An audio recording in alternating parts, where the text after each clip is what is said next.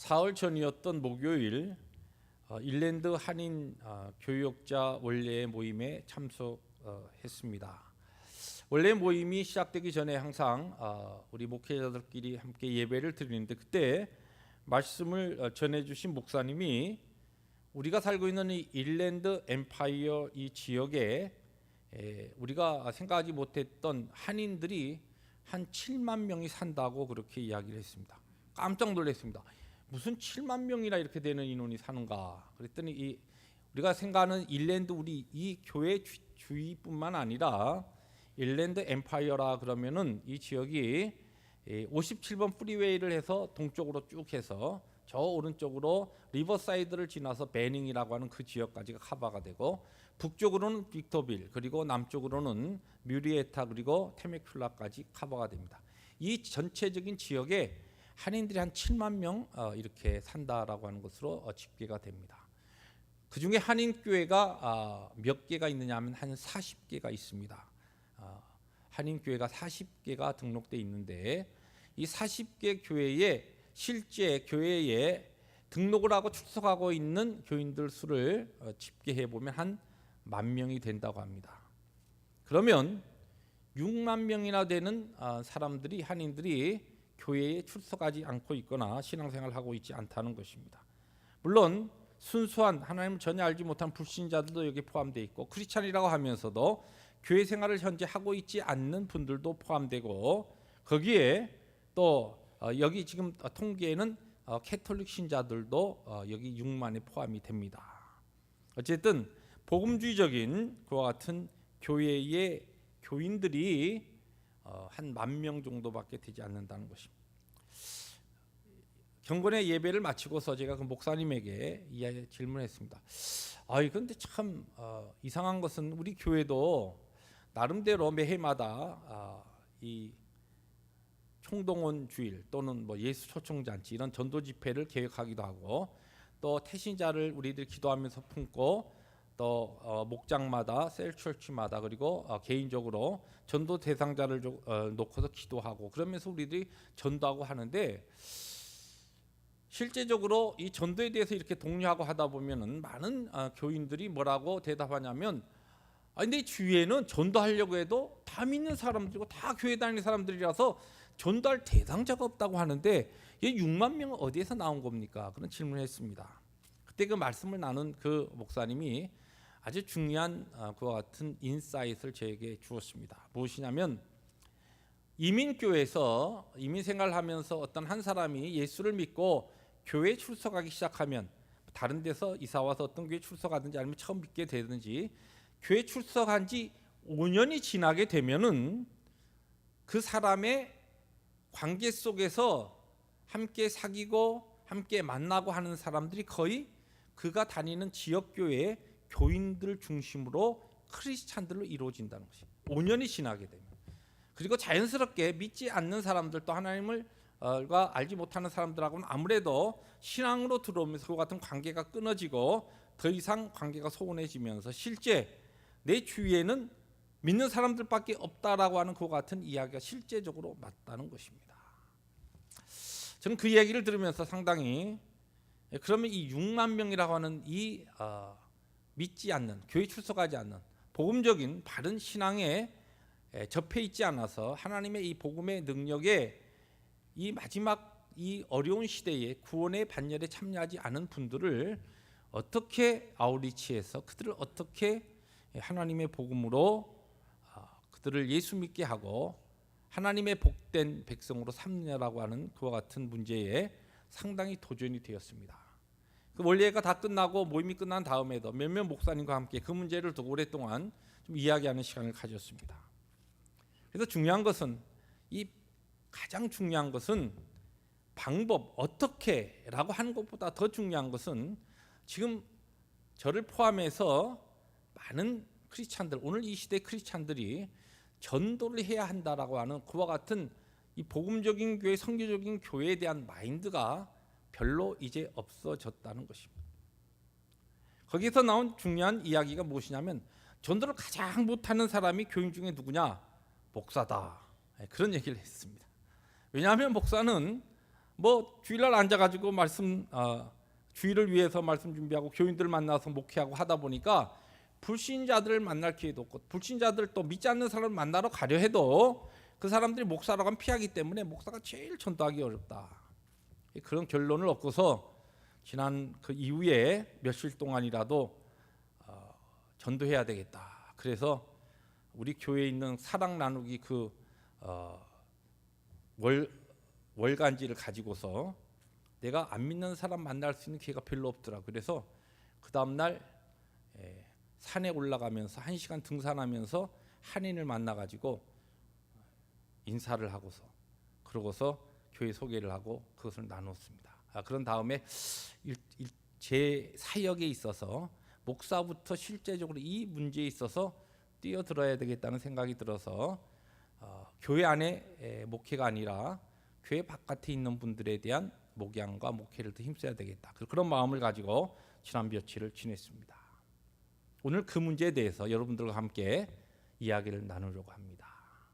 우리의 이 지금 시대적으로 교회가 복음적인 교회, 선교적인 교회로 우리의 체질을 바꾸지 않으면은 20년 전에 제가 미국에 들어와서 20년 훨씬 지났습니다만은 그때 들어와서 미국 교회 처음에 다닐 때에 그때 제가 미국 교회 출석하면서 느꼈던 그 굉장히 이상했던 그 모습. 젊은이들은 하나도 교회 찾아볼 수 없고 교회 성가대가 전부 어르신들만 전부 앉아 있고 그나마 예배당에 있는 사람들조차도 거의 어르신들이 청장년이 전혀 찾아볼 수 없는 그와 같은 교회들의 모습으로 우리 교회도 몇 년이 지나면서 그렇게 되어져 갈 것이라는 겁니다. 시대적으로 그렇습니다. 교회가 체질적으로 하나님 원하시는 바른 방향으로 바뀌어지지 않는 한 그와 같은 교회의 세태기를 지나서 이 시대의 모든 교회들이 그와 같은 전철을 밟게 될 것입니다. 오늘 이와 같은 어떻게 보면 교회적으로 우리 개인적인 문제보다 교회적인 또한 우리 공동체적인 하나님 앞에서 중요한 도전적인 문제를 붙잡고서 오늘 하나님이 우리에게 주신 귀한 교훈을 하나님 우리에게 함께 허락하신 이 요나서를 중심으로 나눠보려고 합니다. 이 문제를 위해서 우리에게 선택된 인물을 우리가 너무나 잘 아는 요나라고 하는 선지자입니다. 요나라고 하면 우리가 너무나 잘 알듯이 물고기 뱃속에 들어갔다가 사흘 만에 나왔던 그와 같은 아주 기적적인 한 인물입니다. 그런데 오늘 우리가 읽은 이 요나서 4장에 보니까 이 요나라고 하는 사람이 굉장히 화가 나 있습니다. 그리고 하나님께 막 대듭니다. 어떻게 보면은 성경에 그 누가 하나님께 감히 거룩하신 하나님 앞에 전능하신 하나님 앞에 이렇게 오만불손하게 막 대드는 그런 기록이 없습니다. 이 요나서가 유일하게 이렇게 나타납니다. 우리가 보면 이래도 되나 이거? 이거 안 믿는 사람도 이렇게 안 할 텐데 하나님의 선지자가 어떻게 하나님한테 이렇게 오만불손하게 이렇게 대드느냐 할 정도로 그와 같은 지금 하나님 상대로 있을 수 없는 일을 지금 벌이고 있습니다.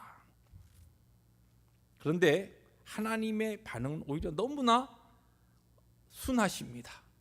아주 순순하게 그 요나의 그 모습을 다 받으셔요. 오히려 그냥 달래는 심정으로 참으시고 설득하시는 모습으로 오늘 4장 본문에 나타나고 있습니다. 요나에게 어떤 일이 일어났는지 아마 이 자리에 앉아 계신 대부분의 분들은 다 알 겁니다. 하나님께서 북왕국이었던 이스라엘의 여로밤 2세 때 선지자로 활동하고 있었던 요나에게 임하셔서 하나님의 말씀을 계시하십니다. 너는 선지자로 저 아시리아의 적국의 수도인 니느웨에 가서 하나님의 심판을 외치라. 40일이 지나면 이 성이 무너지게 된다라고 하는 하나님의 심판을 외치라는 것입니다. 요나는 이스라엘의 선지자였습니다. 지금 선지자로서 내 민족에게 대한 문제도 내가 하나님의 복음을 증거해서 그들을 죄에서 돌이키고 하나님의 징계를 북쪽에서 끓는 그 가마와 같은 이 끓는 가마에 하나님의 형벌과 심판을 멈추게 하는데도 내가 바쁜데 왜 저 적국에 가서 하나님의 복음을 전하라고 하는가 이해가 되지 아니하고 마음에 들지 않았습니다. 그래서 정반대 방향인 니느웨가 아닌 배를 타고서 지금으로 이야기하면 스페인에 있었던 다시스라고 하는 곳으로 갑니다. 그때에 화면이 조금 일찍 나왔습니다.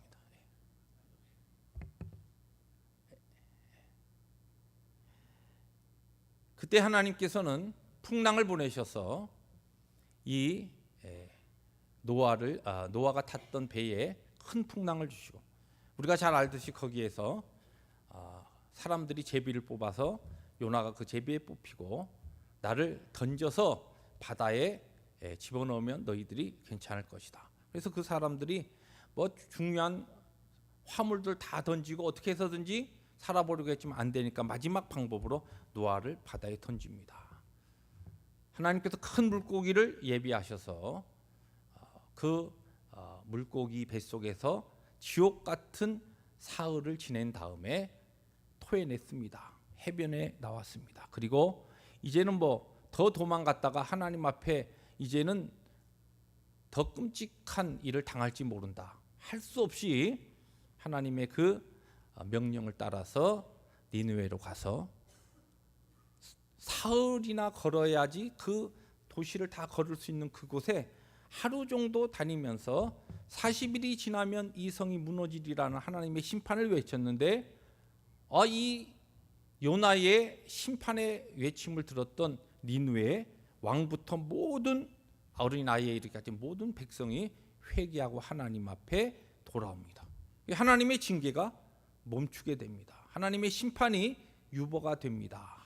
그 배경을 가지고 지금 우리가 읽은 이 4장이 전개되는 겁니다. 요나가 화가 난 거예요. 아니 하나님 이게 뭡니까?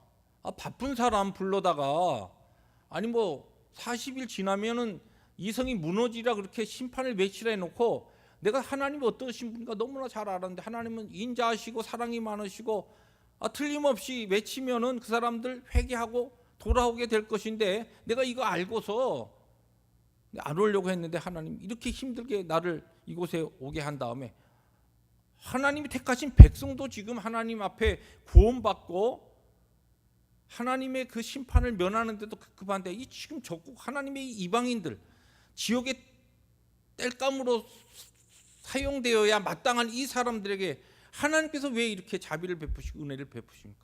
이건 내 마음에 안 든다는 것이. 그래서 지금 하나님과 변론하는 것이 바로 사장입니다.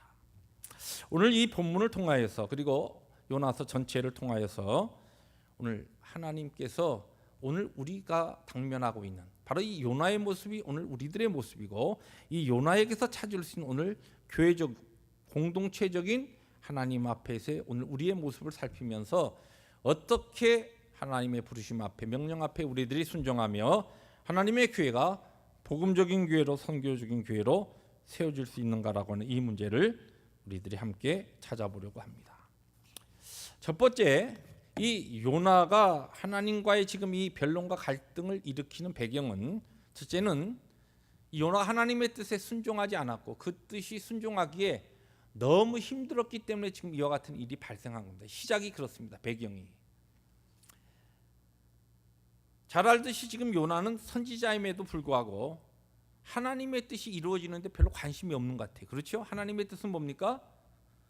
내가 니느웨에 있는 이 생명들 사랑한다. 그래서 그들의 죄로 인하여 죄 때문에 멸망할 수밖에 없는데 그들도 내가 구원하기를 원한다. 이 하나님의 뜻이 이미 요나에게 계시되어 있습니다. 근데 요나는 하나님은 우리 이스라엘 백성의 하나님이시고 또 하나님은 우리 백성만 사랑하셔야 되는데 왜 우리를 핍박하는 저 적국의 우리의 원수들조차도 하나님 사랑하십니까? 첫째는 그것이 이해가 되지 않았어요. 선지자임에도 불구하고 하나님의 뜻이 자기의 지금 생각으로는 그것이 아주 클리어하게 그렇게 어그리가 되지 않은 겁니다.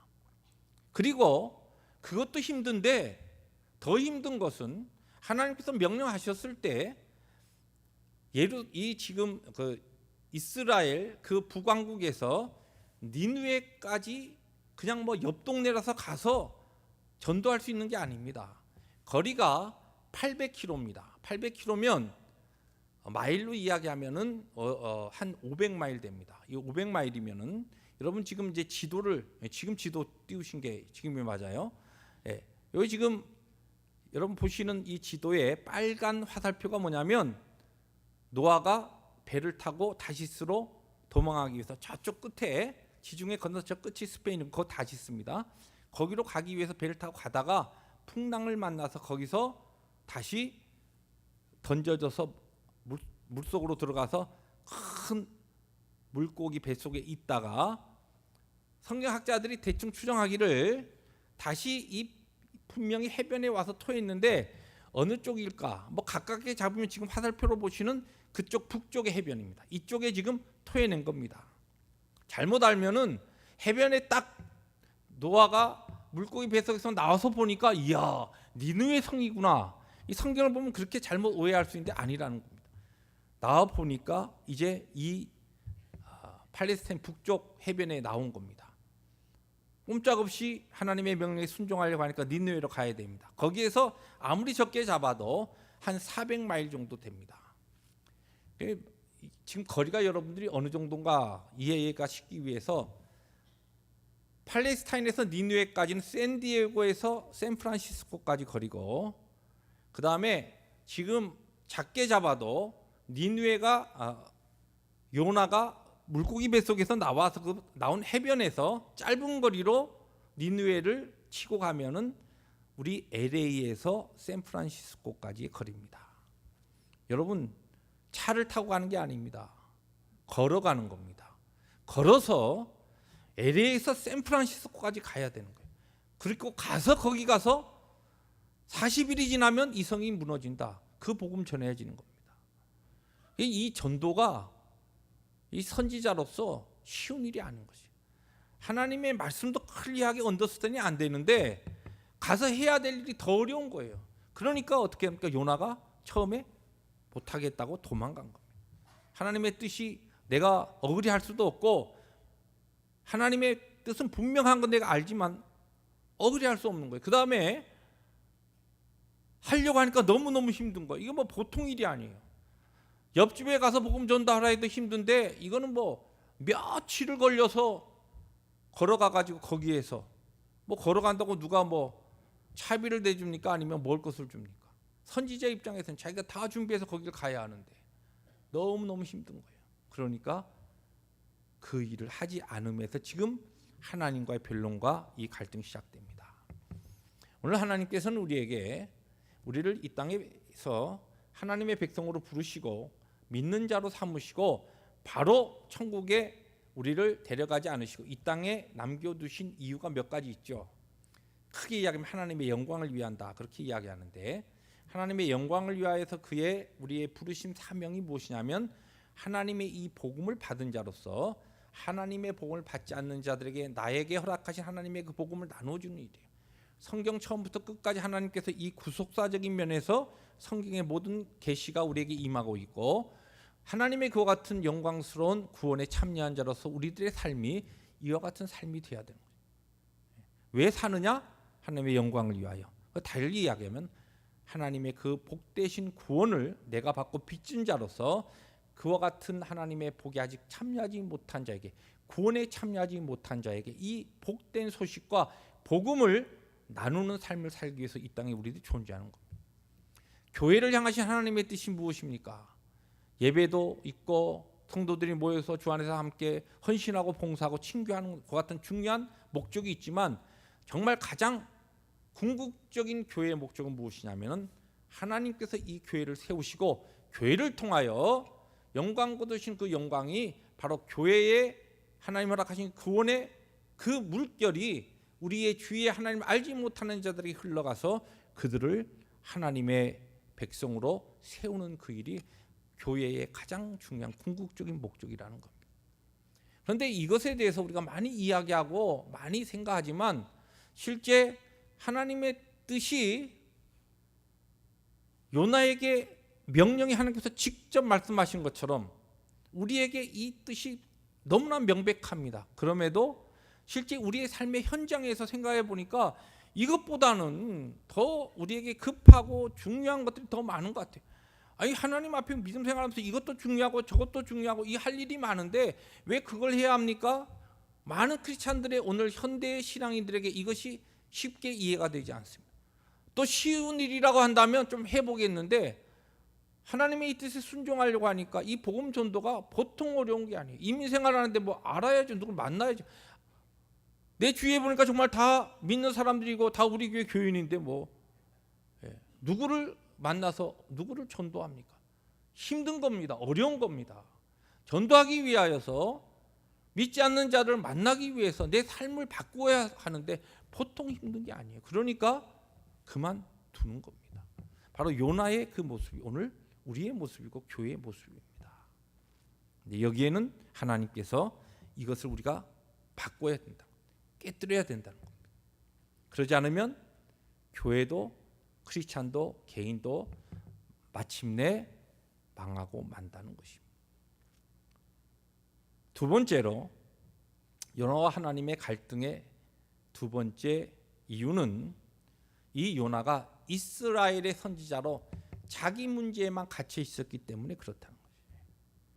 지금 요나서 전체를 읽어나가면 요나에게 한결같은 고집이 하나 있습니다. 뭐냐면 하나님은 우리 이스라엘의 하나님이 되시고 우리 이스라엘 백성만 하나님의 백성이 돼야지 왜 저 이방인들이 하나님의 구원의 대상이 돼야 되느냐?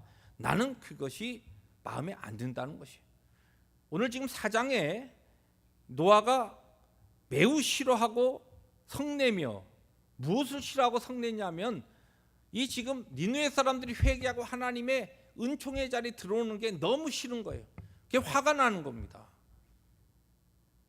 거꾸로 이야기하면 지금 요나는 내 민족 이스라엘 내 지금 앞가림도 지금 못하고 있는데 하나님께서는 우리의 문제도 지금 첩첩이 쌓여 있는데 왜 저 이방인들 우리의 원수 저들에게까지 하나님의 사랑이 임하느냐. 이게 지금 내가 마음에 안 든다는 것입니다. 하나님의 그 인자하심과 자비하심과 하나님의 사랑을 이해하기 어려웠던 이유가 하나님의 선지자로 부름을 받았지만 자기의 문제에만 집착해 있었기 때문에 그렇다는 겁니다. 오늘 이 시대에 많은 크리스찬들과 부인할 수 없는 저와 우리 모두의 오늘 신앙의 하나의 하나님 앞에서의 절대적인 문제가 무엇이냐면 너무 우리 교회 내적인 면에 우리들이 집착해 있다는 것이. 교회 내의 일에 나와 내 가정과 내 자녀의 문제에 우리의 모든 초점이 다 맞춰져 있습니다. 교회 내라고 해도 좀 죄송한 표현이지만 우리 교회 펠로십 교회 그 이웃 교회는 관심이 없어요. 이웃 교회가 조금 뭐 어려워도 우리 교회만 잘 되면 할렐루야. 이렇게 되어 있습니다. 그래서 교회에 하나님이 원하시는 그와 같은 참된 정상적인 교회의 윤리와 성도들 간의 어떠한 도덕도 무너지는 시대입니다.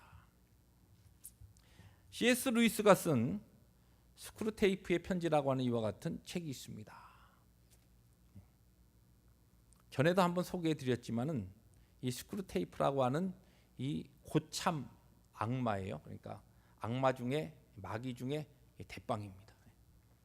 이 대장 악마가 신참 이 워무드라고 하는 이 쫄자 악마에게 마귀로서의 노하우를 전수해주는 31편의 편지로 된 이 하나의 소설입니다.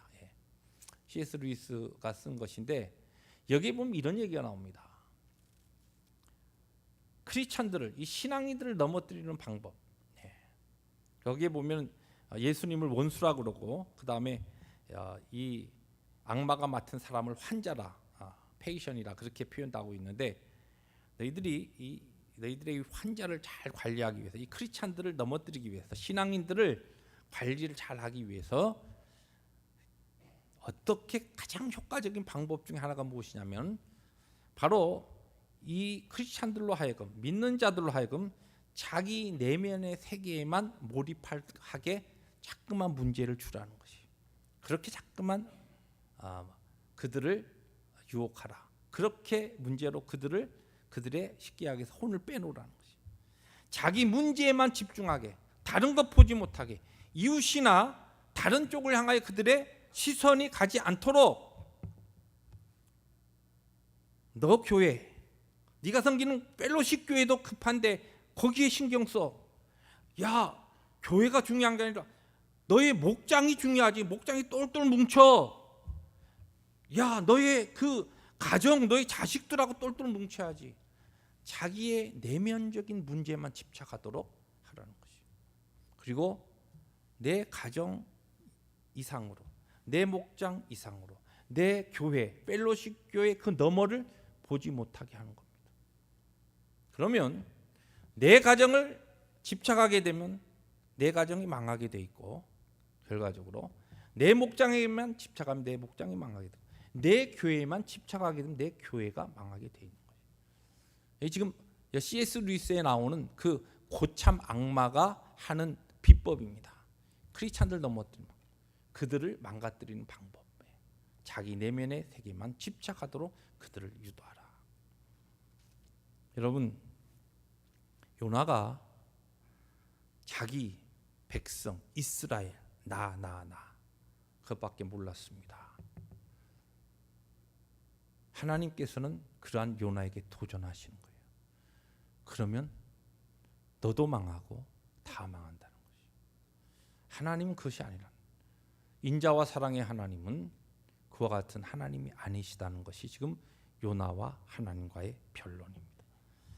마지막으로 오늘 이 4장의 배경에 중요한 것은 이와 같은 요나를 하나님께서 바꾸시기 위해서 그의 생각을 바꾸시고 그를 변화시키시고 그의 하나님 앞에서의 하나님과 신관과 교회관과 모든 것들을 바꾸기 위해서 하나님께서 하신 것이 무엇이냐면 박농쿨을 준비하신 겁니다.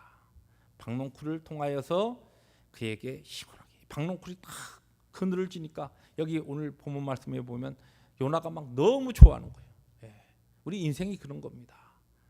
박농쿨 그 머리 가려주니까 자기 그 문제 조금 해결해주고, 자기가 필요한 거 조금 뭔가 안락해지면은 그게 하나님 앞에 막 할렐루야 감사, 막 하나님 앞에 영광. 그러다가 그것이 벌레가 쓸어서 시들어 버리니까 죽겠다는 겁니다. 그리고 하나님 왜 이런 일을 나한테 하십니까? 하나님 앞에 바락바락 대듭니다. 그때 하나님께서 네가 아끼는 이 박농쿨보다도 너의 잠시 그 머리를 가리워주는 그늘을 만들어주는, 그래서 너에게 시원한 그 한순간의 기쁨을 주는 박농쿨보다도 더 귀한 저 니느웨의 생명들에 대한 나의 마음과 나의 그 뜻을 네가 아느냐는 것이, 거기에 관심이 없었기 때문에 지금 하나님께서는 요나를 이렇게 챌린지하고 바꾸시는 겁니다. 여러분 잘 아시는 박원서라고 하는 소설가가 있습니다. 이 소설가가 1988년으로 제가 기억하는데 연대가 틀릴 수도 있습니다. 남편이 죽고, 그리고 남편이 죽은 지 3개월인가 짧은 기간 후에 자기의 외아들이었던 의사 아들이 죽습니다. 근데 막 너무 힘드니까 그야말로 하나님한테 바락바락 대드는 거예요. 하나님 어떻게 이러실 수 있습니까? 내가 뭘 잘못했다고요? 그런 다음에 그 깊은 고통의 그 과정을 지나온 다음에 이 박완서 씨가 하나의 자기의 이 자성, 이 성찰을 하면서 쓴 책이 바로 이 한 말씀 하소서 이겁니다. 근데 여기에 보면 이런 내용이 나옵니다. 한번 천천히 읽어드릴 테니까 한번 들어보십시오. 물질도 사랑도 내가 아낌없이 그것들을 나눈 범위는 가족과 친척 중에 극히 일부와 소수의 친구에 국한되어 있었다. 그 밖에 이웃이라 부를 수 있는 타인에게 나는 철저히 무관심했다. 최소한 의식적으로 남에게 악을 행한 적이 없다는 자신감이 내가 하나님께 겁없이 당당하게 대들 수 있는 유일한 도덕적 근거였다. 주지도 않고 받지도 않는 타인에 대한 철저한 무관심이야말로 크나큰 죄라는 것을, 그리하여 그 벌로 태산 같은 고통을 받았음을 명료하게 깨달았다. 약간 캐톨릭적인 그런 신학적인 사상이 있습니다만은 여기에 우리가 배울 수 있는 게 중요한 것이 있습니다. 우리가 많이 믿는다고 하면서도 하나님의 그 큰 은혜와 사랑을 받고서도 우리의 그 사랑과 우리의 관심은 지극히 나 중심적이라는 것이에요. 나와 내 자녀, 그게 조금 더 넓혀지면 우리 교인들, 교회 신앙 함께 나누는 교우들, 친척들 중에 그 길부와 가까운 친구들, 교회의 신앙의 친구들, 나와 모르는 사람들, 내 자녀와 나에게는 조그만 어떤 어려움이 있으면 그 엄청난 아픔이요, 박농쿨이 쓰러진 것처럼 그렇게 아주 고통스러운 일인데, 내가 알지 못하는 먼 곳에서 사람들이 떼죽음을 당하는 그 죽음은 나와는 전혀 관계가 없는 일입니다. 이것이 오늘 이 시대에 저와 여러분들, 우리 크리스찬들의 하나님 앞에서의 지극히 냉정하고 메말라 있는 하나님 앞에서의 영성입니다. 그 부분을 이야기하는 겁니다. 마지막 시대의 진정으로 하나님이 원하시는 교회가 살고 믿는 자들이 바로 서고 시대적으로 더 어두워져 가는 이 어두운, 영적으로 어두운 때에 하나님이 원하시는 세상의 빛과 세상의 소금의 역할을 감당하기 위해서 우리는 하나님 앞에 우리의 체질과 우리의 영적 모습을 바꿔야 합니다. 우리의 문제에 내 문제, 이 큰 문제, 이것도 내가 지금 감당하기 어려운데 뭐 다른 데까지 신경 쓸 수 있는가? 그러면 끊임없이 그 문제가 계속될 겁니다. 박농쿨의 문제는 끊임없이 계속될 겁니다. 하나님 앞에서 사실 요나는 하나님이 어떻게 그의 한 사건을 통하여 그의 이미 잘못된 것을 고쳐주시기 위한 위대한 하나의 실제적인 교훈을 하셨습니다. 요나가 살겠다고 도망하다가, 자기만 살겠다고 하나님의 뜻과 관계없이 도망하다가 배에서 큰 풍랑을 만났을 때에, 그때에 제비가 뽑았는데 자기가 탁 걸린 것을 보고, 아하, 하나님께서 내가 하나님의 낯을 피하여 가는 이것 때문에 나를 지금 심판하시는구나. 자기의 잘못된 것을 그때 깨닫습니다. 그리고 어떻게 합니까? 나를 들어서 바다에 던지라. 다시 말해서 나를 내려놓는 겁니다.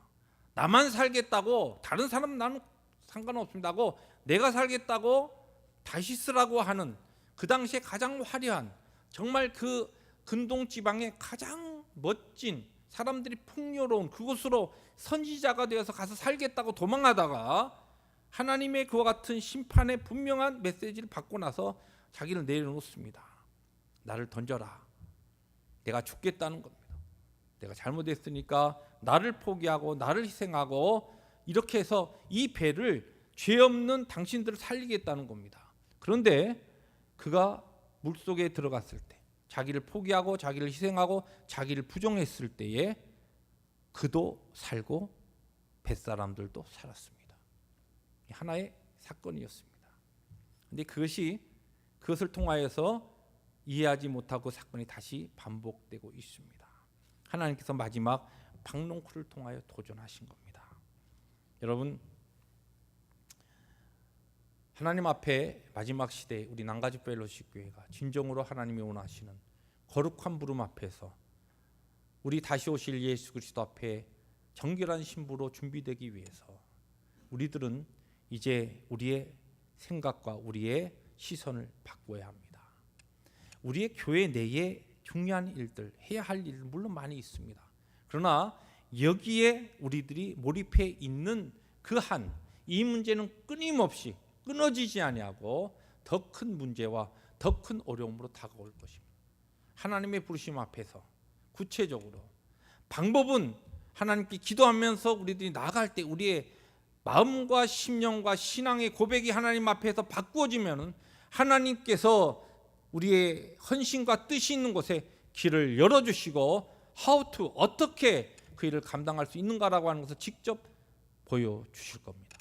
중요한 우리 교회적으로 개인적으로 나에게서 너에게로 하나님의 부르심 앞에서 이제는 나만 생각하고 내 가정만 생각하고 내 목적만 생각하고 내 교회만 생각하던 이와 같은 자기 중심적인 신앙관에서 우리의 시선을 열고서 하나님의 부르심 앞에 우리의 주위에 하나님을 알지 못하는 복음의 그늘 곳에 있는 자들을 향하여 하나님의 사랑을 붙잡고 나가겠습니다. 순종하겠습니다.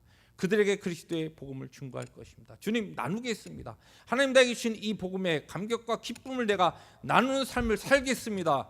결단하고 하나님의 교회가 그리고 우리들이 하나님 앞에 순종하기로 서는 순간에 하나님의 교회 진실된 하나님 원하시는 거룩한 부흥과 하나님 원하시는 거룩한 하나님의 능력의 역사가 우리 가운데 임하리라 믿습니다. 이 부름을 향하여 하나님의 이 사명을 오늘 우리들이 이 말씀을 통하여 도전받았습니다. 사랑하는 성도 여러분, 우리 함께 자리에서 일어나셔서 주신 말씀 붙잡고 함께 좀 기도했으면 좋겠습니다. 멀리 선교지에 선교사들 우리들이 지원하고 기도로 지원하고 하는 거 쉽습니다. 어떻게 보면은 물질적으로 우리가 조금 하고 기도하고 그냥 보내고 그러면 우리의 마음이 그냥 나는 할 거 다 했다 그렇게 할 수 있습니다. 아닙니다. 우리가 이제는 손과 발을 우리들이 걷어 하나님의 부르심 앞에서 우리의 이웃에 가까이에 그리고 멀리에 있는 숨어진 곳에 있는 하나님을 알지 못하는 자들에게 하나님의 복음을 증거하고 그리스도의 사랑을 나누고 그들을 하나님의 복음으로 인도하여서 하나님의 교회가 진정으로 살아나는 더 이상 세상에서 손가락질 받지 않는 믿는 사람들끼리 서로 좋아하고 돌보고 사랑하는 것으로 끝나는 먹고 마시는 유람선이 아니라 마지막 시대에 복음을 들고서 세상을 향하여 악한 세력과 함께 싸워서 승리하는 전투함으로 하나님의 교회가 그렇게 세워지기를 원합니다. 하나님 앞에 우리 오늘 말씀 우리 각자 묵상하시면서 한번 주여 한번 우리 외치고 우리 말씀을 리플렉트하면서 통성으로 기도하시겠습니다.